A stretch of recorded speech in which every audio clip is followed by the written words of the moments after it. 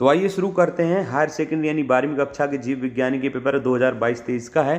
पहला क्वेश्चन देखते हैं। शुरू करने से पहले इस चैनल को सब्सक्राइब कर लें, क्योंकि आपको छात्रवृत्ति कहाँ से मिलेगी, कौन सी यूनिवर्सिटी से एडमिशन करें, क्या आगे करें, सारी जानकारी इस चैनल पर मिलती रहेगी। और ज़्यादा मेरा नाम पता आपको बताने की ज़रूरत नहीं है, ये मेरा नंबर है, इस पर आपकी कोई जानकारी चाहिए हो तो ले सकते हैं। आवृत्त बीजियों के परागकोश के भीतरी परत खालिस्तान होती है।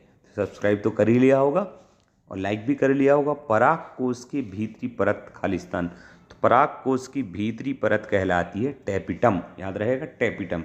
दूसरा क्वेश्चन है, दुग्ध स्रवण जो दूध निकलता है कि आरंभिक कुछ दिनों तक जो दूध निकलता है, यानी जो दूध माँ का निकलता है, वो जो आरंभ के दिनों का दूध निकलता है, जिसे बुंदेलखंड या कई जगह हिंदी भाषी प्रदेशों में तेली कहते हैं, उसे क्या कहा जाता है? तो उसे कहते हैं कोलोस्ट्रम। अगला क्वेश्चन देखते हैं। मॉर्गन ने खाली स्तर पर काम किया था। मॉर्गन नाम के जो वैज्ञानिक थे उन्होंने सहलग्नता पर काम किया था, तो इसका आंसर हो जाएगा सहलग्नता। अगला है, टर्नर सिंड्रोम में कितने गुणसूत्र होते हैं? तो टर्नर सिंड्रोम में 45 गुणसूत्र होते हैं। अगला प्रश्न है, मुख्य लसिकाभ अंग क्या कहलाता है? मुख्य लसिकाभ अंग, ठीक है, तो मुख्य लसिकाभ अंग स्प्लीन कहलाता है। स्प्लीन को हिंदी में कहेंगे प्लीहा। अगला क्वेश्चन है, कोकीन खालिस्तान से प्राप्त किया जाता है।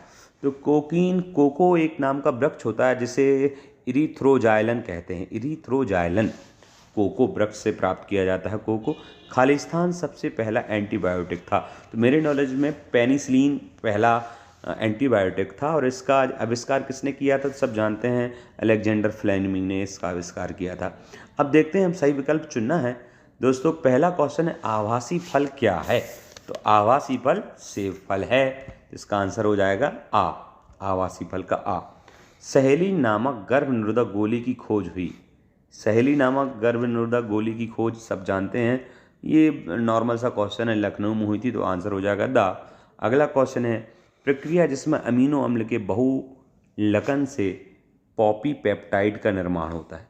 पॉलीपेप्टाइड का निर्माण किससे होता है? तो फिर से समझेंगे, अमीनो अम्ल के बहुकलन से पॉलीपेप्टाइड का निर्माण होता है। वो प्रक्रिया का नाम बताना, वो प्रक्रिया कौन सी है? तो अनुलेखन प्रक्रिया है, याद करने जैसी बात है।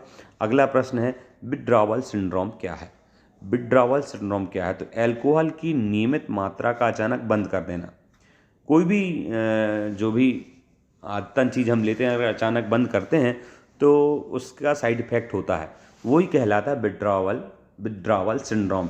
विथड्रॉवल यानी निकालना, तो आदत, सिंड्रोम इससे क्या है? तो अल्कोहल की नियमित मात्रा का अचानक बंद कर देना ही विथड्रॉवल सिंड्रोम है।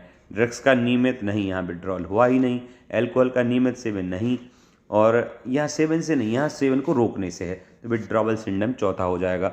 अब हम देखते हैं क्वेश्चन नंबर 5 क्या है भाई? कवक व पादपों के बीच सहजीवी संबंध है।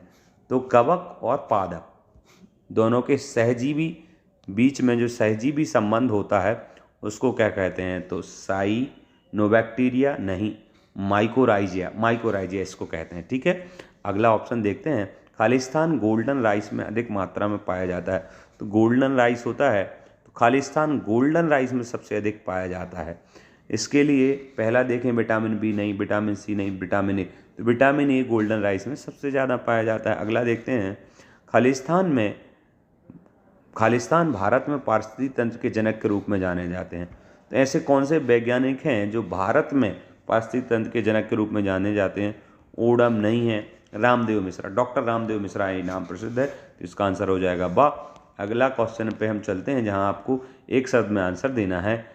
तो भ्रूण और गर्भाशय के मध्य संवहनी संपर्क स्थापित करने वाली संरचना का नाम होता है। भ्रूण और गर्भाशय की दीवार के जो मध्य होता है वो अपरा कहलाती है, संवहनी संपर्क स्थापित करती अपरा। दूसरा, मक्का के बीज पत्र का अलग अलग नाम आपको ये तो याद करने पड़ेंगे। तो मक्का के बीज पत्र का नाम है स्क्यूटेलम, ठीक है। तीसरा क्वेश्चन है, विकास के लिए भ्रूणात्मक समर्थन किसने प्रस्तावित किया था? तो 1828 में वॉन वेयर नाम के एक वैज्ञानिक थे, उन्होंने विकास के लिए भ्रूणात्मक समर्थन प्रस्तावित किया था। बीओडी का पूरा नाम लिखना है भाई। तो बीओडी का पूरा नाम बायोलॉजिकल ऑक्सीजन डिमांड। अगला क्वेश्चन देखते हैं, टैक पॉलीमरेज एंजाइम को किस तकनीक में उपयोग किया जाता है?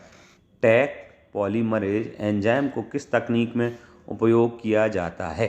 तो टैग पॉलीमरेज एंजाइम का PCR यानी पॉलीग्रेम चेन रिएक्शन, याद रहेगा, polymerase chain reaction. Tag polymerase enzyme को किस तकनीक के रूप में उपयोग किया जाता है? तो पॉलीमरेज चेन रिएक्शन की तकनीक के रूप में। अगला क्वेश्चन, दूध को दही में परिवर्तित करने वाले जीवाणु का नाम बड़ा है, तो बड़ा सिंपल है, लैक्टोबैसिलस। ठीक है। अगला 1992 पृथ्वी सम्मेलन रियो डी जेनेरो ब्राज़ील का एक शहर है, वहाँ आयोजित हुआ था। अब हम देखते हैं सही जोड़ियाँ। सही जोड़ियाँ के लिए पहला है वैसेक्टॉमी। वैसेक्टॉमी किससे? पुरुष से संबंधित है, मेल, तो ऋणात्मक नहीं, आणविक या आर्किड नहीं, विड्रॉल, केंचुआ, पुरुष बंधीकरण या फिर जेल इलेक्ट्रोफोर्स। तो इसका आंसर हो जाएगा पुरुष बंधीकरण। वैसेक्टॉमी पुरुष बंधीकरण से जोड़ी मिल जाएगी। अगला ऑप्शन है DNA। DNA की जोड़ी किससे मिलाएंगे? तो DNA की जोड़ी नॉर्मली जेल इलेक्ट्रोफोरोसिस, इससे अलग आदि किया जाता है, और इसकी जोड़ी पुरुष बंधीकरण से हो गई। टाइफाइड जो मोती झरा होता है उसका टेस्ट करते हैं, तो उसके लिए होता है बिडाल टेस्ट। ठीक है। प्रतिबंधन एंजाइम, ये क्वेश्चन बड़े रूप में भी आता है, आणविक कैंची वर्णन आदि आता है, तो इसकी जोड़ी बनेगी आणविक कैंची, तो प्रतिबंधन एंजाइम की दूसरे से बन जाएगी। तीसरा है जो चौथा है DNA पृथक्करण। तो DNA पृथक्करण जो आयनिक ऋणात्मक और सकारात्मक उससे होता है, तो आयनिक से संबंधित है, तो इसका ऋणात्मक आवेशित बन जाएगा DNA पृथक्करण का। अपराधारी यानी जो मिट्टी होती है जिसको ऊपर नीचे करता है, वो कौन कहलाता है? तो ये केंचुआ ही है, मिट्टी को ऊपर नीचे करता है। अगला आया अधिपादप। अब कौन सा बचा अपना अधिपादप में? तो ऑर्किड बचा है, तो इसकी जोड़ी इससे बन जाएगी। इस प्रकार से हमने खालिस्तान भी देखे। वीडियो चूंकि हो गया है अपना 7 मिनट 6 सेकंड का, तो आप लोग ये खालिस्तान देख लीजिए। अब पहला ये 2-2 नंबर के क्वेश्चंस आ गए हैं।